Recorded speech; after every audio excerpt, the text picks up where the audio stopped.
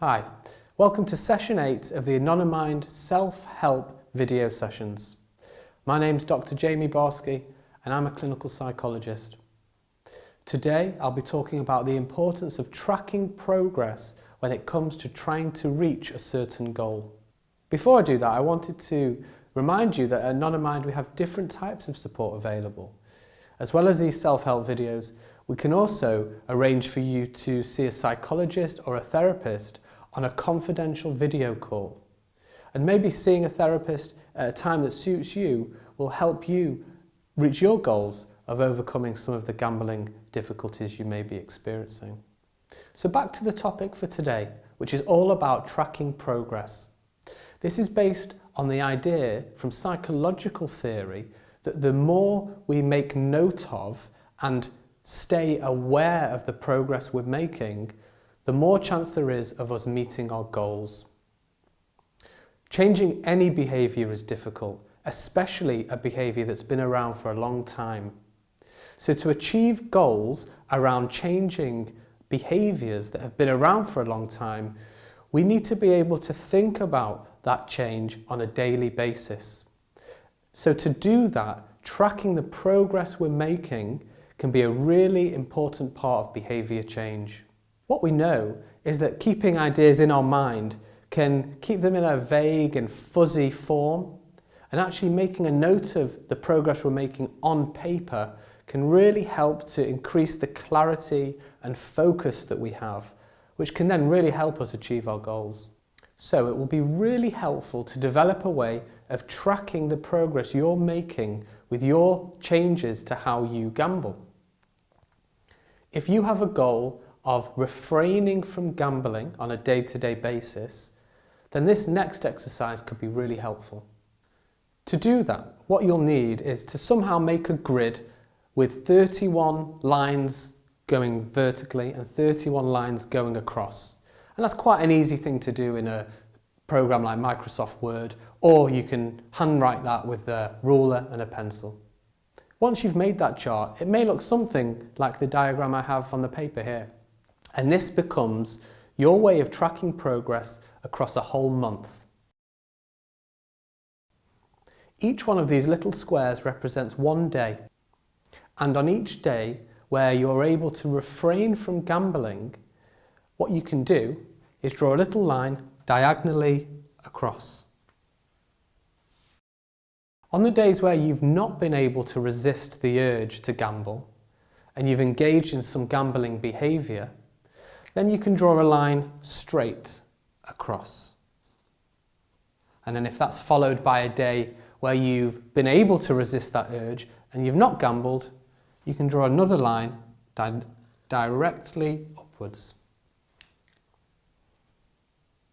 What that will give you at the end of the month is a graph showing the progress you've made in your goal of not gambling.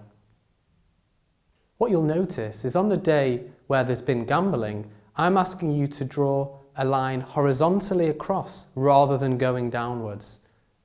That's really important because in tracking progress and maintaining progress, it's extremely important to consider those days a learning opportunity.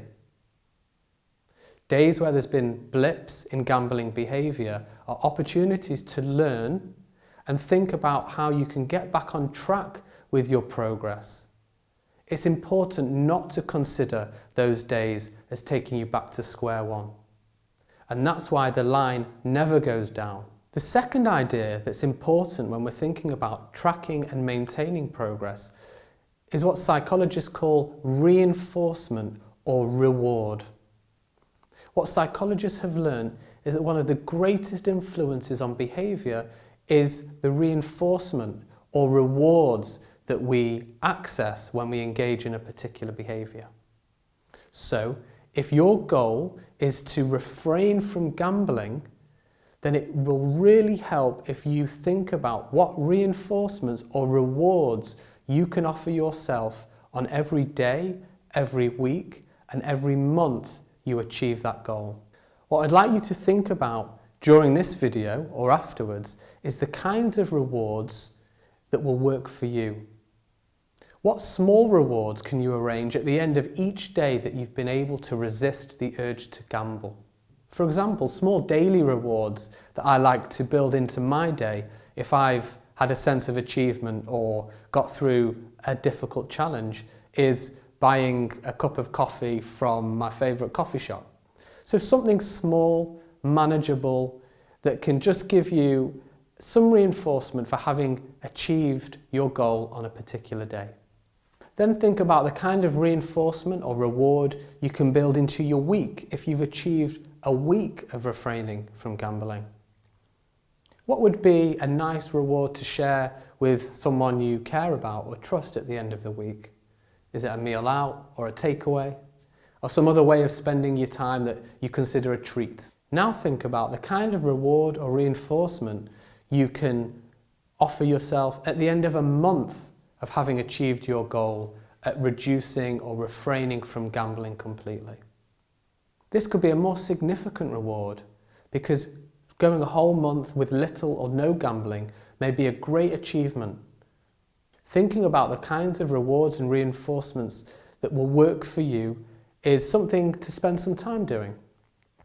Think about who you can talk to about this, who within your support network should know about your efforts to reduce gambling, and maybe think with them about the kinds of rewards and reinforcements that you might build into your day, week and month to spur you on in your progress.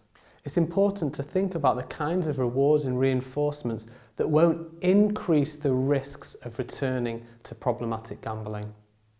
For example, one reinforcement or reward may be to spend some time in the pub with some friends. And that might sound really attractive.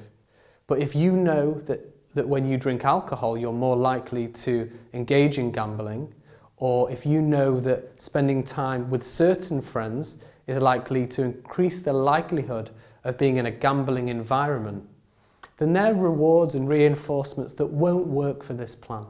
Again, I think it could be really helpful to involve the people around you, the people you trust, and the people that care for you in this thinking around how you track your progress and how you reward yourself for achievements. Finally, I want to repeat a very important lesson for today. In any effort to change a behaviour that's been around for a long time, there will not just be success. It's likely that there will be blips along the way, and it's incredibly important to consider those blips as learning opportunities. What were the variables, the factors, the environmental influences that meant you were unable to maintain your avoidance of gambling on that day? Learn from that day and take that learning forward to the next day. I hope that information's been helpful today.